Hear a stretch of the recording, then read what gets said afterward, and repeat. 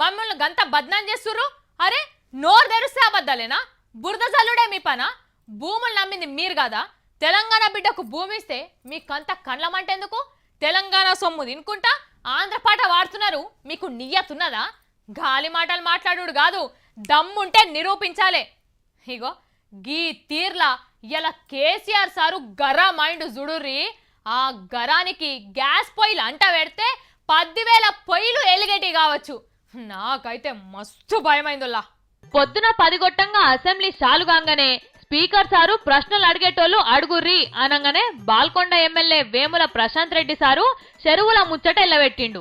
చెయ్యి గుర్తు చిన్నారెడ్డి సారు లేచి మిషన్ కాకతీయ కాకుండా ఇంకేదన్నా పేరు పెడితే తమ పార్టీకి సమ్మతం అన్నాడు. ఇంతల్నే ఎర్రబెల్లి సారు చంద్రాలు ఏల్వాడిలా షెర్లు అలగెళ్ళినాయి అనే వరకల్లా గులాబీ పార్టీలు అడ్డుపడ్డాయి. పువ్వు గుర్తు లక్ష్మణ సారు 2 అక్కర్కొచ్చే మాటలు చెప్పినాక హరీష్ రావు లేచి చెరువులను ఉద్ధరించేందుకు సర్కారు ఎట్లా ముంగట పడుతుందో వివరంగా చెప్పుకొచ్చిండు. అటెనకాల deputy CM Mahmood Ali sir లేచి ఆయనకు వచ్చిన తెలుగులా 4 మాటలు చెప్పి కూర్చున్నాడిగా. సిఫారసు చేసిన మండలాలు పేర్లను వృష్టి ప్రభావిత మండలాలుగా ప్రకటించడం అవుతుంది. కేబీఆర్ పార్క్ కాడ ఒక ఆయనను తుపాకీతో కాల్చిండ్రు, దాని మీద మీరేమంటారు అని వేరే పార్టీలో అడగంగానే మంత్రి నాయని సారు వాళ్ళందరినీ సమాధాన వర్షిండు. అటెనకాల ఒక 10-12 మంది వాళ్ళ నియోజకవర్గాలలో ఉన్న సమస్యలు సభ ముంగడ పెట్టిర్రు. పొద్దున్నుండి సభ చక్కగా నడిచింది. ఎమ్మెల్యేలంతా చాలా కష్టపడ్డారని చాయ్ దాగి రమ్మని పంపిండు స్పీకర్ సారు.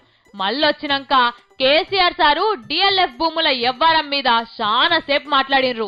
ఇంట్లో మా తప్పేం లేదు, అంత కాంగ్రెస్ ఏలువడ్లనే జరిగిందని కాంగ్రెస్ వాళ్ళను ఏలెత్తి చూపిండు సీఎం సారు. గప్పట్ల మంత్రిగా ఉన్న గీతమ్మకు ఈ ముచ్చట్లన్నీ ఎరికేనని యాద్ చేసిండ్రు. ఇంతల్నే అటు రోకు నుంచి ఏదో ఇనవాడే వరకల్లా సీఎం సారు కోపానికి వచ్చిండు. ప్రభుత్వాన్ని, ముఖ్యమంత్రి కుటుంబ సభ్యులను బదనాం చేయాలన్నటువంటి ఒక దురుద్దేశంతో, దుర్బుద్ధితో, ఉద్దేశపూర్వకంగా ఆరోపణలు చేసేటువంటి సంస్కారానికి తమరు దయచేసి అటువంటి ఆరోపణల నుంచి, నేను కూడా ఇక్కడ సభ్యుని కాబట్టి, మంత్రులు కూడా ఇక్కడ తమరు సభ్యులే కాబట్టి, మీరు కూడా మా కస్టోడియన్ కాబట్టి తమరే మమ్మల్ని రక్షించాలి అధ్యక్ష. గడికో పారి సైకిల్ గుర్తోళ్ళు వెనక మరలకెళ్ళి ఏందేందో మాట్లాడే వరకల్లా మళ్ళొక పారి అలా నడుచుకున్నాడు ముఖ్యమంత్రి సారు.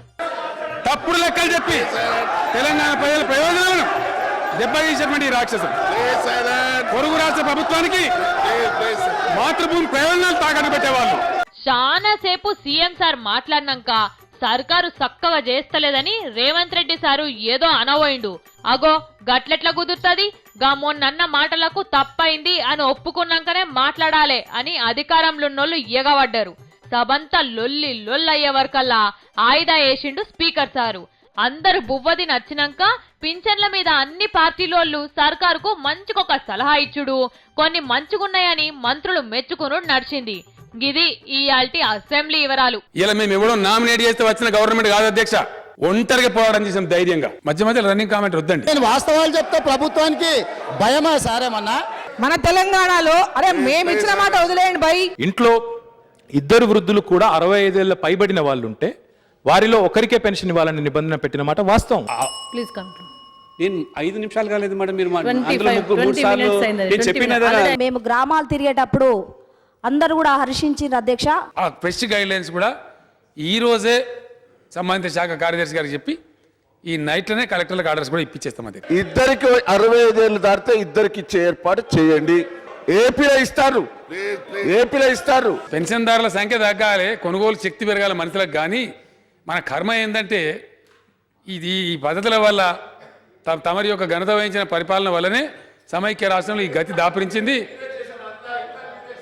నేను డిఫర్ అయిపోతే బయటికి. The house is adjourned to meet again at 10 a.m. tomorrow.